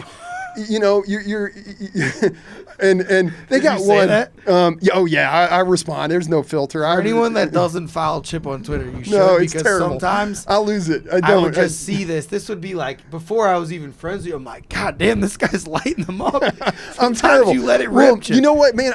I'm all about like a conversation. Like let's talk about your method and let's learn something from it. But when you just openly attack, and then they come to Hilton Head, and then they tell the news that they were the first ones to catch them in Hilton Head. Hilton Head is a tiny little island in South Carolina, and they come right to Hilton Head, and then they say, the Datus led us here. They're like, what about the captain that's already catching me? They're like, no, the Datus led us here. We were the first ones to catch them. And then they're going to tell me that, then they're going to take shots at me on Twitter. So, it's just jealousy, man. And I know they're under a lot of pressure to produce because they've got a lot of big sponsors giving them a lot of money. And then I go out in a 26-foot boat and catch 3 of them. And then they come here and they don't catch any. They've been skunked that on. did happen the year that me and you got our first one. Yeah. Well, I don't even want to say, but I remember seeing it was because they came after the whale they came and got skunked. How do you get skunked on a whale? They went to a whale, spent a couple days on a whale. But I remember that. And I'm all about competition, man. And I'm always respectful. At the end of the day, Chip, if you ain't competing, then like what are we doing? Yes, you know what I'm saying? right. Like, it's for the science, but you also want to be the best doing I'm not a scientist. I'm a fisherman. When I wanted to be the first person to catch a white shark here. That was then I wanted to beat Frank Mundus. I wanted to catch more than him. But then, and I'm okay with them like catching sharks and doing the thing. But when you go behind the scenes and talk to scientists and try to cut my legs out from under me, trying to get your permit taken. That is. Now we're getting personal. Now we're getting like that's starting to get dirty. Now we're crossing the line, and they've had some personal things here where one of them ended up in the hospital here, and I don't know. I'm not going to bash them or anything, but I don't know. It would be nice if I was friends with them, but it's so hard to be friends with somebody who's trying to take your legs out from under you and this would be my read on it. I've a huge Chip Michalove You can tell like I changed completely because this is my read on it.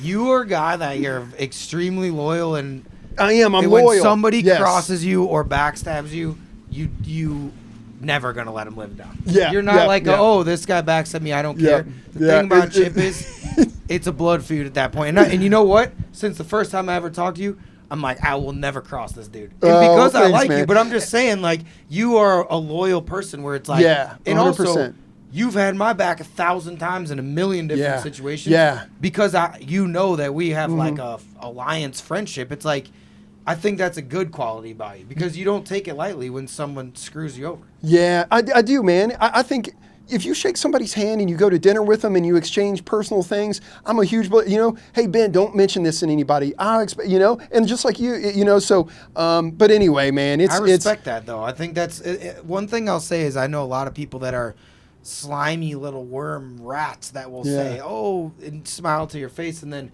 do backstab. And then I know people too, like to what you're just saying. Yeah. Not O-Search. I haven't had a beef. I guess I'm beefing because I'm with Chip, but I'm just saying I haven't had a personal problem. Yeah. But I'm saying other people that will smile on your face, be your best friend, and then go behind, and you hear from someone else they're saying this about that. You're like, damn, dude, I thought we were friends. You know what I mean? So I think there's a lot of people that aren't. So I at least respect Chip if you know where you stand with you. Oh yeah, 100%, 100%. You're never loyal. gonna smile to their face and then talk shit. Oh, absolutely, absolutely not. Tell them you but and on the other hand, man, and I used to tag for him. I tagged the first 12 sharks on that shark tracker. I tagged the first ones and on the O-Search one. And I knew something was up when I started tagging them, and they said.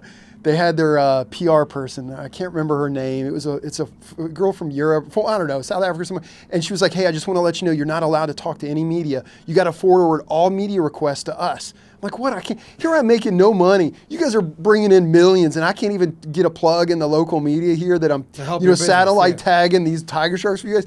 And so I should have known then. But anyway, it's a great experience, and that's what you find. It's sometimes in these. And you know what? It's a great problem too, man. I'm so fortunate to be in this position, and I wish them the best of luck. I mean, I know they're I think they've struggled and sometimes and stuff, and but as far as like I'll never help them or anything, and So you never think like it's like a Bloods and the Crips thing? Like there's no chance that someday we see like a calming of the waters? if there's a complete change of I don't know what you call it, not ownership, but just everybody. Structure? Yeah, I still remember the ones who went behind the scenes and tried to take my legs out. They tried to get me out of the white shark scene completely. I remember who those guys are, and I just think that's dirty. It's one thing saying, hey Ben, I don't think you ought to fish for that. But there's another thing, you call me on the phone and asking me, and then me declining politely, and then taking another phone call and trying to get me taken out since I didn't, wouldn't help them. So I It's smoke forever is what we're saying. yeah, That's what the I kids don't would know, say. man. But it's a great problem to have, and I'm not bitter about it anymore. I'm so fortunate to be catching these things, and man, I've just been so blessed. I know that's a word used all the time, but. No, you're blessed for sure. Chip, Man. you've seen the craziest things anyone on earth has seen. I think fishing wise. Man. So I don't, let's, unless you got any more beefs that you want to talk about. Do you? Because it is interesting. I don't have any beefs, man. I just remember the people who tried to take me out, completely out of fishing for them and stuff, and So let's talk quick about, because I don't know, and the other thing too is we gotta do with our equipment, because I know it's boiling hot and we want to make sure you're staying cool. Chip's fighting off a cold right now. yeah. This is like a Jordan flu game right now that you're playing. Yes. So we got to monitor that. Jordan And I want to flu make sure game. our stuff has batteries. So we Yeah. got to monitor that. But let's just talk about, for people that are random fans of like, they're watching this podcast, they're like, who is this guy? Who's this? At the end of the day, your story and how you caught them is fascinating. But more than anything, these creatures, I think what makes your number one like interest in Chip is also the access that you have to maybe one of the craziest animals on earth. Like your up close and personal interactions with them. What are your things like, because you're also interacting with them in a different way than some of these other scientists or people that may have seen them in a different setting. Like when it comes, most people that have watched this have caught a fish before or gone out and caught a bluegill, or they go on vacation, they catch a snapper. What is it like to be hooked up to a great white shark that's over 1,000 pounds? What is that like? Man, heart's beating so hard you think you're going to have a heart attack. I mean, it doesn't matter how many you catch. I remember last year I was out and we hooked one that was not even a big one. I think it was like a 9 or 10 footer, but I could feel my heart beating so hard that I was like, I may die out here one day. My heart, this isn't natural. This isn't healthy to have this much adrenaline on a regular hopefully on a regular basis. And one of my best friends, Brian, said it. He was out there fishing with him one day, and this is a guy that's raw. He's not used to. He's a fighter pilot, and he was like, Oh, really? "Yeah, he's a fighter pilot." And he was like, "I was more scared looking for a white shark with you than I am dropping bombs on Afghanistan, years ago. I've been shot at. I've had rockets launched at me, and I've been more scared out there with you than I have been." And it's because we grew up on Jaws, and I'll never forget. He had a great outlook on it. It's always cool hearing the raw view, and he was like, "I feel like we're messing with the devil. I feel like we're messing with something we shouldn't be messing with. This is an animal that's caused a lot of heartache, and an animal that's made a lot of movies and scared centuries worth of people, And also like consumed humans. consumed people. And you get these hippies that say, "Oh no, sharks don't attack people; they're mistaken bites." We've had 2 this year that have completely consumed somebody. One was the Egypt one? the one in Egypt, and then there was another one in Australia that completely consumed these people. This is in the last, inside of 6 months.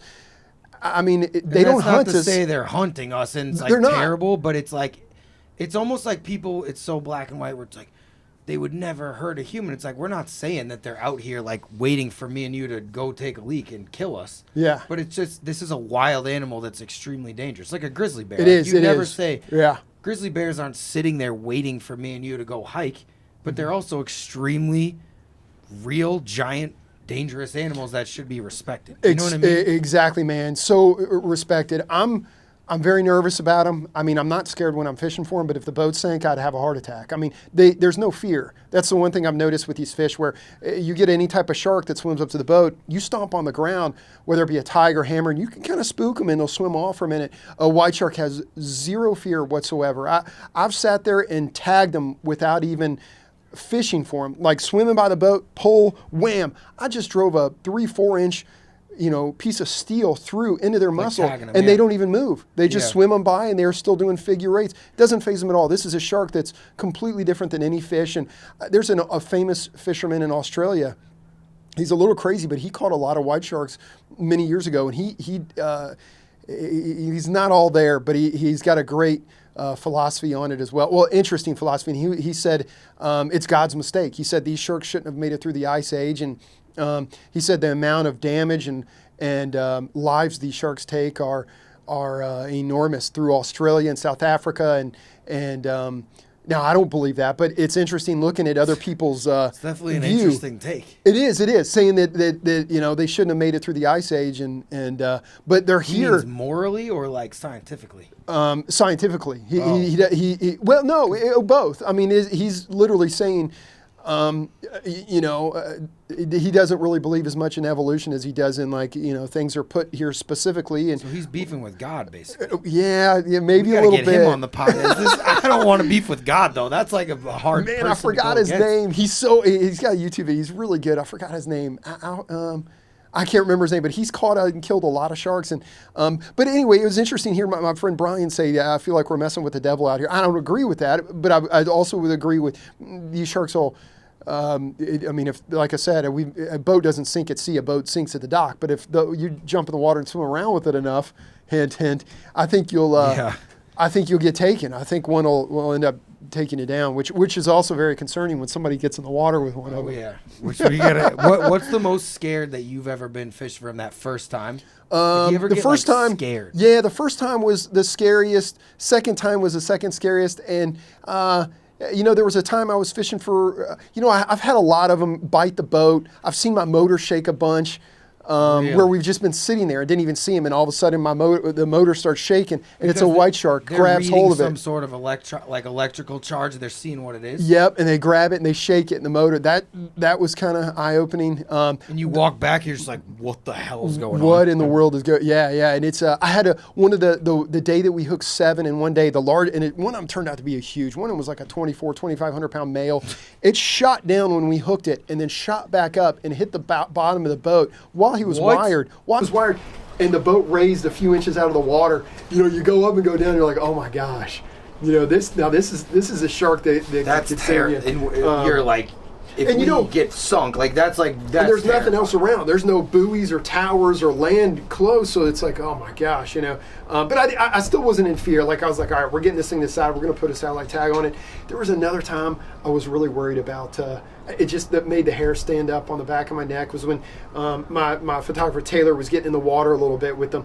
And the next time I went out, I said, Taylor, you want to come with me? He's like, oh, I can't go on this trip. So I was like, all right. So I went out. I caught it. First shark I caught that day was an 8-foot white shark. Brought it in. It was about noon. Got it on the side of the boat, and I'm getting ready to put a tag in it. And a girl on the boat said, "Chip, this thing's huge." I go, "No, it's not that big. This is actually kind of a small one." She was like, "No, look at this." And the guy was like, "Go look, go see." You're like, So I let me give him a pull my leader. pants up. Oh, sorry. Anyways, go on. So I give the a guy the leader, and I walk back there on the corner, and she was like, "Look at this thing!" And it was enormous white shark, and he it was would a have been in the male, water. and he would have been in the water. So if Taylor was not working that day, he would have been in the water filming, and there's no doubt he would have been filming that 8-footer and that huge one, and it was a male. Males are a lot more aggressive than females. One thing, so now we're back in the end of this other episode, as you can see in the sun. Real video editing people are going to know sun-wise that was filmed after the beginning, but that's Yeah. between us. Yeah. One thing, my grandma, shout out to Nancy Friedman, one of my favorite people Man. that ever walked the face of the earth. Nancy's great. Great, but she was a big fan of Chip, and it kind of made me feel uncomfortable. She's like, he's so good looking, and I was like, Are you "Nah, serious? I thought I told you that." Well, not We today. FaceTimed her, and she's like, "He's so handsome." Chip, you get a lot. Let's talk about this quick. We talked about the great whites. We talked about the beef section. Captain Chip gets a lot of attention from ladies at times. No, I I'm just don't. saying, being the great white guy, there's going to be some girls like that's a cool thing, and you're not. Let's just say you're a handsome dude. There's a lot of girls that are going to see that, think you're kind of a bad boy. No, You ever get any I'm- crazy messages or any like girls? Yeah, I do. I get some really. Most of them are hate stuff. Most of them are like, you're an asshole. I can't believe you would hook something like that. You know, From girls? Beautiful girls, guys, old people, young people. I get more hate mail than I do get positive. You get some positive ones too. Well, People like the great white There's guy. a few positive things in there as well, but I don't know. I'll look out for Nancy. You know, from here on out. Don't look out for Nancy. That's my grandma, dude. Don't look out. If you anything, make sure you don't look out for her. She's I do. I think I follow her on. I think we're on buddies on Facebook or somewhere. oh, she's a big Facebooker. Oh, is she? Yeah, Yep, I'll look for her. She's Nancy. big on the book. Where does So- she live? Is she in Florida? Don't worry about it. She's got to be in Florida. Why are you looking? Nancy doesn't live anywhere you need to worry about. No, but shout out to Nancy Freeman. Also, shout out to my grandpa. I'm trying to get him to come out. Oh, Who yeah. literally, you know, when you're telling the story of when you first caught that first shark with Fuzzy, right? Yeah, Fuzzy Davis. Yeah. Shout out to Fuzzy.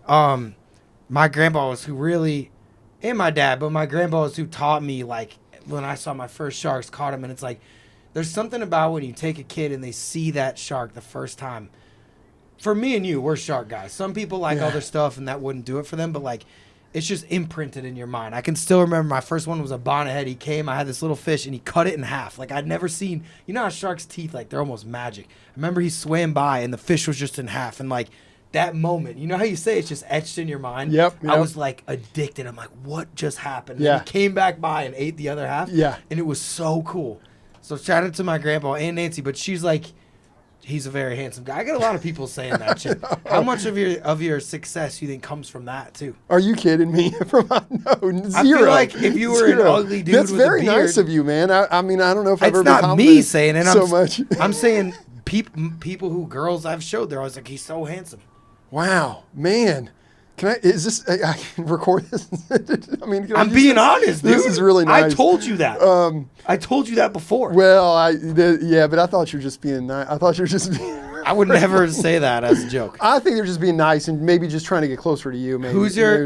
Who's your Jennifer Aniston, man. who's your She's top- perfect. I'm saying top 3 people that you'd want to take shark fishing. Jennifer to catch Oh a yeah, great white. Jennifer Aniston is up there. Oh my gosh. Man, top 3. That's really tough. You ever had anybody reach out? You know what? Crazy? Man, yeah, I've had a few like feelers that went out. Man, I had yeah, you know, I pay attention a lot to Tom Brady.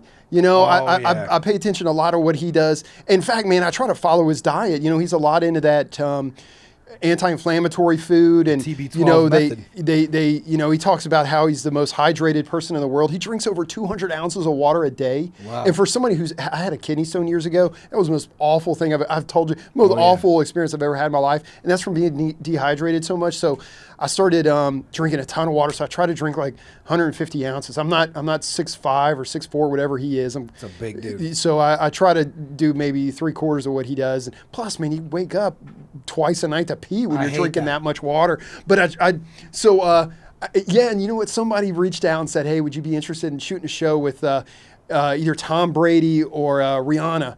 And I was like, oh my What? gosh, yes. How about that? I was Chip, like, oh what? my gosh, I absolutely. did not see Bad Girl Riri coming into this podcast. I think they have the same publicist or somebody agent or something like that. And I was like, oh, absolutely, come in. But then here's the stopper. Here's what always throws everybody for a loop: the weather. The weather here in the wintertime when it comes to great whites is so brutal. It's only calm like once a week or once every 10 days we get a calm day. So they're like, hey, we can go if we want to go on January 13th. Well, the odds of January 13th are going to be calm are like, 10%. You guys either have to be in a hotel down here and ready to go, or you're gotta be in an airport like ready That's to go what spur of the happened to moment. me. Yeah, I was So like on standby. it's really tough to get somebody down here that's busy and has a schedule. Especially and Rihanna, stuff. dude. She doesn't wait for anybody. Yeah. So but I'll tell you Tom what, Chip, Brady, I'll tell you I've this. always had a crush on Jennifer Aniston. How about a woman that's like 50 years old, wears no makeup, not any of that stuff, and is still drop dead gorgeous? It seems sweet. So yeah, Jennifer, you're probably following this guy already. No, Jennifer Aniston. See, here's the thing, Chip. You have such an insane following that it maybe it'll get back to Jennifer it. Aniston's in it, but maybe. If anyone You knows have her, I don't. It's the thing about the internet is she's you're not always interested. one thing away. You She's never not. know. There was another one that was interested. I don't know, man. I don't feel right name dropping. I'll and stuff. tell you this, Chip. If any day, I don't care how cold it is, if it's bad, I will personally whatever the opposite of fanning, like I will keep Rihanna, not in a weird way because has ASAP Rocky now, so I'm not trying to get in beef because I know we're talking about beef. I'm not trying to beef, but I will personally make sure I'll have a space heater keeping her warm. And so don't let that stop Rihanna from coming down here. Same thing with TB12. I'd probably do it more for TB12. Oh man, that would be so cool. I mean, I don't think that's that crazy, Chip. I don't know. I don't think that's that crazy. What has Tom Brady not done? Caught a great white. Yeah. He's done everything in the world. He literally has done everything. It's really tough, though, I think, for a lot of people, because a lot of people think, okay, we're going to go out for 3 or 4 hours, kind of like we do in the summertime. We go out in the summertime for 4, 5, 6 hours. We hook tigers and hammers and stuff. But when you go for a great white, we're leaving a ridiculous hour. It's freezing cold. I don't know how many people that are kind of live that lifestyle are going to want to sit in the freezing cold and sit all day waiting for that one. So I don't know if it's for Especially everybody. at that level of like those people's lives, like Tom Brady doesn't waste his time ever. Yeah. So the idea that he might sit there for 10 hours and not see anything, it's daunting for them. But I will say this. If there's anyone who knows, this has now become a sales pitch. We're going to get TB12. Well, there's another one I haven't named yet that I'd love to. Can I guess? Yeah, go ahead. Coach Cal. Yes, you said it. Coach Cal. I knew it. Yes, that's it. That could happen too. That I think is possibly, well, I don't know, man. I've read his stuff. Chip, you're the only dude catching great whites on Rod and Reel. He doesn't, I don't know if he's very interested in fit. He looks like the type of guy that has never worn tennis shoes. I mean, he doesn't look like he's the type to go. But anyway, I think he's brilliant, man. I think Rick Pitino, even though Rick Pitino is kind of, he's kind of questionable in some of his moral after-hour activities. I think he's a brilliant man. I think Rick Pitino, Coach Cal, that would be so cool. Give me your Kentucky first coach and then player rankings. Who's your you think like what? Man, that's tough. I'll tell you that. My favorite coach is Coach Cal, but I think Coach Rick Pitino, if Rick Pitino could have recruited like Cal could, I think Rick Pitino would be he would be Michael Jordan. I mean, but he just could never recruit as well as Cal could. But Pitino, man, X's and O's. Pitino was taking. I know this is supposed to be about fishing. This is a Chip podcast, so I want to get your thoughts. Rick Pitino's taking 1- and 2-star players and making them title contenders. He's chasing titles with these guys that are like project players and a couple of guys from Africa that can't even speak the language. He's going out and making them do this and do that. And here Cal is, and Cal's running even with him or mostly beating them. But Cal's taking 5-star players and doing this. Now Cal's a great coach. He's a great motivator. But Pitino and Cal are interesting. My favorite Kentucky player is John Wall was wild, man. Watching him. That was an era. Man, when I was growing up, Rex Chapman was the king. He was, he was really phenomenal. And I remember get him out here for sure. I remember wanting to be Rex Chapman growing up. I was like, man, I'm the next Rex Chapman. And then I went to the Rick Pitino's basketball camp. I was like, yeah, dude, I was big. I loved basketball growing up, and then I realized all my buddies are, they're still keeps growing, and I'm not growing anore. I'm still midget size. It's tough for guys like me and you. It is, man. No matter how much we love it, it's tough to be good at basketball. And I was, so I was great when we were all the same size. And then once we all hit puberty and everybody started shooting up and I stayed the same, I was like, oh, man, well, this is, there goes my hopes of being Rex Chapman. So who else was on those teams? DeMarcus Cousins? Cousins was good, but John Wall was, man, I've never seen a point guard that could catch lobs and block anybody on the court. He could take over a game. Man, he was, I think, the most athletic player I've ever seen. The best player, I think, is Anthony Davis to ever play for Kentucky. Yeah. But the biggest rock star, I think, was John Wall. That was a crazy time. Yeah, that was a great time. What was after that? Devin Booker too, Kid Gilchrist. Yeah, Booker. They had a lot, dude. That Booker run from the mid 2010s was like. Yeah. I'm trying to think of who else. De'Aaron Fox was good. Yeah. And you know what made me mad, man? I was such a big fan of De'Aaron Fox, and I don't want to name her name, but anyway, I'm seeing somebody, and she's a fan, and she posted something, and De'Aaron Fox messaged her. And was like, I want new, and I was like, what did he say? He was like, I don't know, he's messaging me, and I think he wants me to send him a naked picture. And I was like, what? And your girl. Yes, and I don't want to, but De'Aaron Fox was sliding in on your girl. Yes, and I was like, I'm the biggest Kentucky fan, and this guy messaged. I think he was like a year out of college or his senior years, or not a senior year, but his first year at Kentucky or right when he got out. But I couldn't believe it. That was like, I was like, man, I just went from your biggest fan to Holy crap. And it's funny how we make it personal, even though he has no idea. At the same time, It's- though, it's kind of a compliment. Yeah. Like, yeah. you guys like the same shit. You can't be mad at it. You probably want to see naked pictures of her. You probably were seeing them. Well, So how can you blame them? You guys got a mind after the same thing. it was, but it was kind of funny. It was, I was torn. I was like, I don't know if I should say, hey, I'm so-and-so's, boyfriend, or do I just get, but I was, so Only anyway, I was thing bitter. I'll say, Chip, there's very few things in the world that can compete with being a guy that catches great whites. NBA player max contract is one of those things that may trump it. I don't care how There's many no great doubt. whites you catch. If you make $40 million a year, a lot of girls are going to be receptive to that. Oh man, I know. I don't blame her. Whatever she did, I wouldn't be mad. But So you think it might have but gone anyway, down? I was a big fan of Fox until that episode. But You still hold it against him? a little bit. I'm still bitter. I'm protective and I'm loyal. As you said earlier. loyal. But Damn. I I didn't see that coming. Were you guys like at a game or something? No, she did. She was doing something. Yeah, we may have been at a game, and she may have tagged Kentucky basketball or in Big Blue Nation or something like that, She and just probably out of tagged the him. blue, she may have tagged him Because too. that's how it goes down. I've seen Yeah, that happen. She yeah. tags him, and you always got to watch out. People don't realize that, this is how it actually goes down. Because I've seen both sides of it. Someone would tag you, oh, whatever. Because I've seen it, like at Barstool, we had these things, someone would tag you.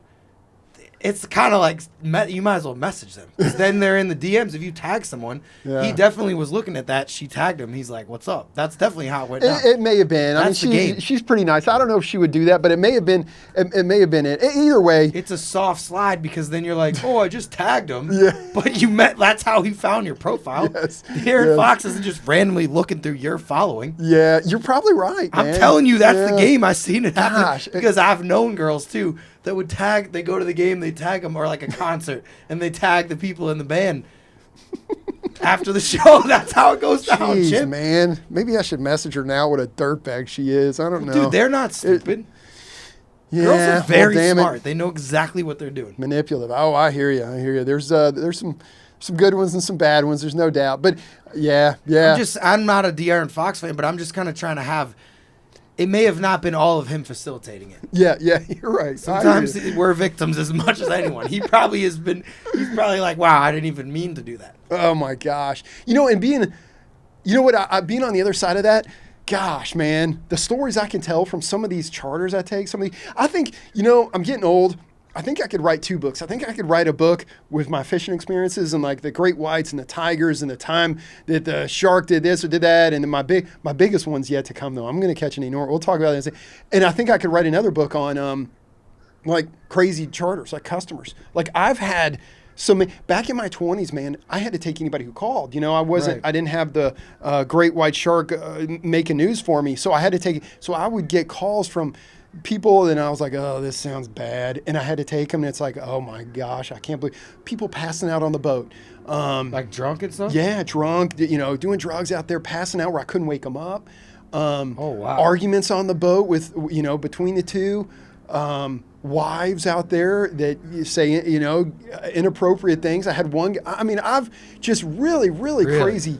And you're really- just, and the thing about being a fishing captain is you can't, there's no HR where you're going to call. You're literally on a Right. boat in the Yeah. middle of nowhere But- with these people. It's kind of just like you're there. And you know what I what's mean? wild is, man, these people from Ohio, New Jersey, New York, wherever they're from, they come down here and as soon as we go out on the boat, I'm their therapist. They pour everything out to me. Like anything. Like I had this one guy